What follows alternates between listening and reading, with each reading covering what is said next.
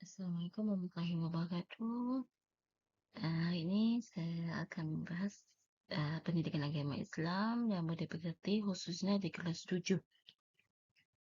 Yang akan saya bahas hari ini ada di bab 5 tentang peradaban Islam pada zaman Daulah Bani Umayyah di Damaskus. Oke, yang pertama sejarah berdirinya Daulah Bani Umayyah di Damaskus. Yang pertama, Khalifah Ali bin Abi Thalib wafat. Hal ini menandakan berakhirnya masa Khulafaur Rasyidin dan berdirinya sebuah dinasti baru yaitu Bani Umayyah. Muawiyah bin Abu Sufyan bin Harb bin Umayyah merupakan pendiri dari dinasti Umayyah. Dinasti Bani Umayyah berdiri selama 90 tahun. Sistem pergantian kepemimpinan pada masa Daulah Bani Umayyah dilakukan secara turun-temurun. Baik, untuk selanjutnya, khalifah-khalifah Daulah Bani Umayyah di Damaskus terdapat 14 orang khalifah yang bergantian kepemimpinannya. Dan ini berlangsung selama 90 tahun. Yang pertama, ada Muawiyah bin Abi Sufyan, yang mana beliau masuk Islam pada usia 23 tahun.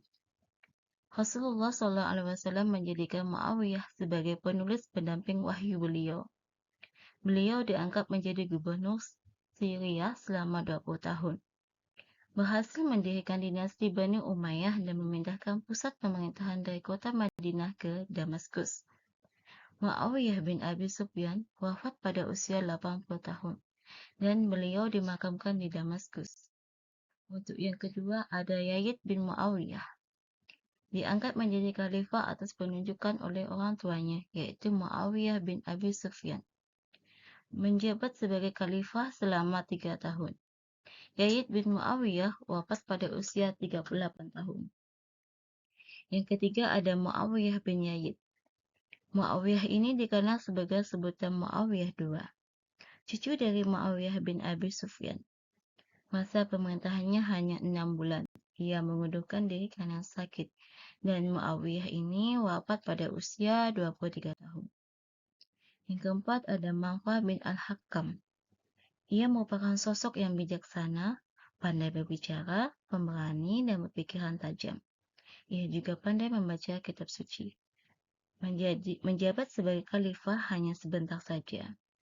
Marwah ini wafat pada usia 63 tahun. Yang kelima ada Abdul Malik bin Marwan. Abdul Malik ini berhasil menyatukan kembali dunia Islam. Ia berhasil menyatukan seluruh wilayah kekuasaan Islam untuk taat pada pemerintahannya. Abdul Malik bin Marwan mendapat sebutan pendiri yang kedua, menjadikan khalifah selama 21 tahun 8 bulan. Wafat pada usia 60 tahun. Yang keenam, ada Walid bin Abdul Malik. Ia lahir pada tahun 50 Hijriah. Dilantik menjadi khalifah pada tahun 86 Hijriah, menggantikan ayahnya. Masa pemerintahannya berlangsung selama 10 tahun. Ia berhasil melakukan perluasan wilayah kekuasaan dari Afrika Utara menuju benua Eropa. Membangun Masjid Umawi atau Masjid Umayyah di Damaskus. Walid bin Abdul Malik wafat pada usia 96 Hijriah. Oke, baik, untuk selanjutnya Sulaiman bin Abdul Malik. Sulaiman ini lahir pada tahun 54 Hijriah. Masa pemerintahannya selama 2 tahun. Dilantik menjadi khalifah setelah Walid bin Abdul Malik wafat. Memiliki watak yang kurang bijaksana dan suka mengumpulkan harta. Dicopot dari jabatannya sebagai gubernur pada saat naik tahta. Sulaiman wafat pada usia 44 tahun. Baik, untuk yang ke-8 ada Umar bin Abdul Aziz, di mana sosok beliau ini merupakan khalifah yang takwa dan bersih, sosok pemimpin yang adil dan sederhana, mengurangi pemungutan pajak dan menganggap semua penduduk setara. Wafat pada tahun 720 Masehi. Baik, yang ke-9 ada Yazid bin Abdul Malik.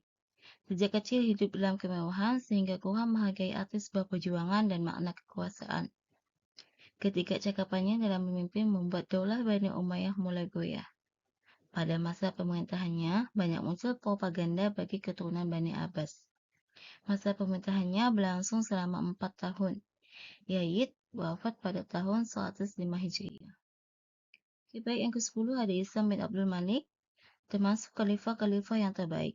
Dinobatkan sebagai khalifah pada usia 35 tahun. Masa pemerintahannya selama 19 tahun 9 bulan. Beliau wafat pada usia 55 tahun. Ia merupakan khalifah yang cakap dan ahli dalam strategi militer.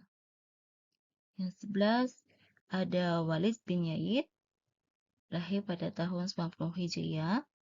Masa pemerintahannya berlangsung selama 1 tahun 2 bulan. Memiliki kepribadian yang kurang baik, sehingga pada saat menjadi khalifah Daulah Bani Umayyah mengalami kemunduran.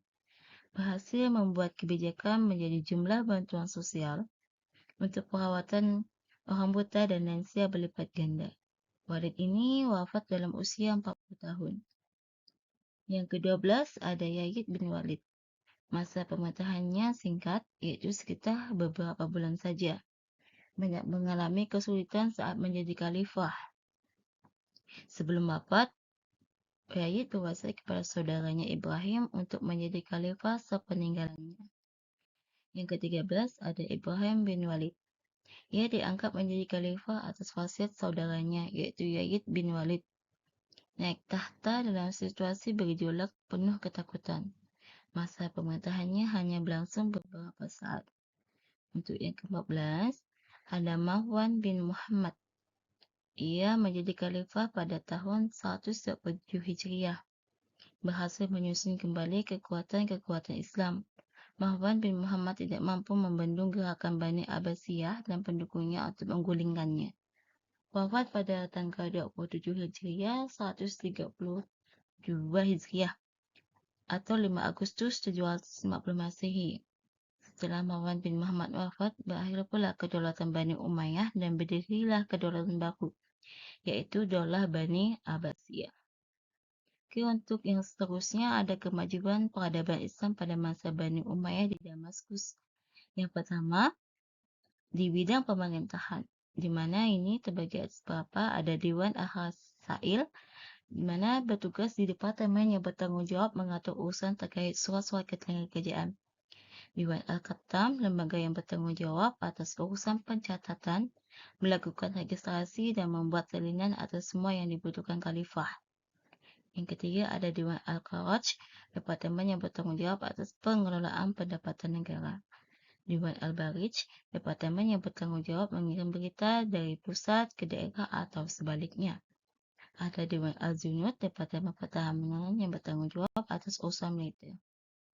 Oke, baik, yang kedua ada di bidang hukum, ada Al-Qadha, yaitu sebuah lembaga peradilan. Pemimpinnya disebut dengan Qadi. Ada Al-Hizbah, yaitu sebuah lembaga yang mengurus tindakan kejahatan atau kriminal. Yang ketiga ada Al-Mazalim, lembaga yang berkedudukannya lebih tinggi dari Al-Qadha dan Al-Hizbah. Lembaga ini bertugas memeriksa atau mempertimbangkan kembali keputusan hukum yang ditetapkan oleh Qadi. Yang seterusnya ada di bidang sosial. Yang pertama, berhasil membuka hubungan antar bangsa Arab. Yang kedua, bangsa-bangsa yang dikuasai yaitu Mesir, Persia, dan Eropa. Yang ketiga, melahirkan ide-ide baru khususnya pada bidang seni dan ilmu pengetahuan.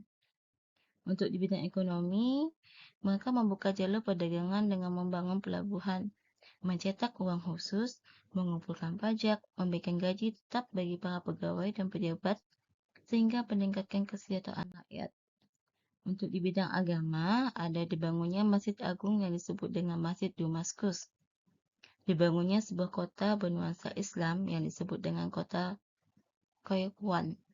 Untuk di Imam Mazhab, mereka ada Imam Hanafi dan Imam Malik. Di bidang hadis, ada Umar bin Abdul Aziz. Kalau di bidang tasawuf, Hasan al-Basri dan Rabi'ah al-Adawiyah. Kalau di bidang tafsir, mereka ada Abdullah bin Abbas, Abdullah bin Mas'ud, Sa'ad bin Zubair, dan Mujahid. Untuk di bidang pendidikan, ada Khalid, yang mana tokoh muslim yang pertama kali menerjemahkan buku-buku berbahasa asing. Yang kedua ada Abdullah bin Abbas dan Atta bin Abbah, tokoh muslim di bidang fikih. Ada Zaid bin Tasib, tokoh muslim yang dipercayai oleh Rasulullah SAW menulis wahyu. Sedangkan Hasan al-Basri dan Abdullah bin Mas'ud, tokoh muslim di bidang hadis. Al-Ahtal, Al-Fazak, Al-Jamil, Umar bin Abdul Rabi'ah, tokoh muslim di bidang sa'i. Oke, untuk sesi berikutnya ada materi nilai Islam dalam sejarah Bani Umayyah di Damaskus. Yang pertama, bersemangatlah dalam belajar, baik ilmu agama ataupun ilmu pengetahuan lainnya. Menambah rasa keimanan dan ketakwaan kepada Allah SWT. Menghindari sikap diskriminasi terhadap siapapun. Menumbuhkan sikap cinta tanah air dan bela negara. Bertanggung jawab dalam melakukan segala kewajiban yang diberikan. Baik, sekian dari saya. Semoga bermanfaat untuk kalian semuanya dan kita. Dan saya akhiri dengan wabillahi taufiq wal hidayah. Assalamualaikum warahmatullahi wabarakatuh.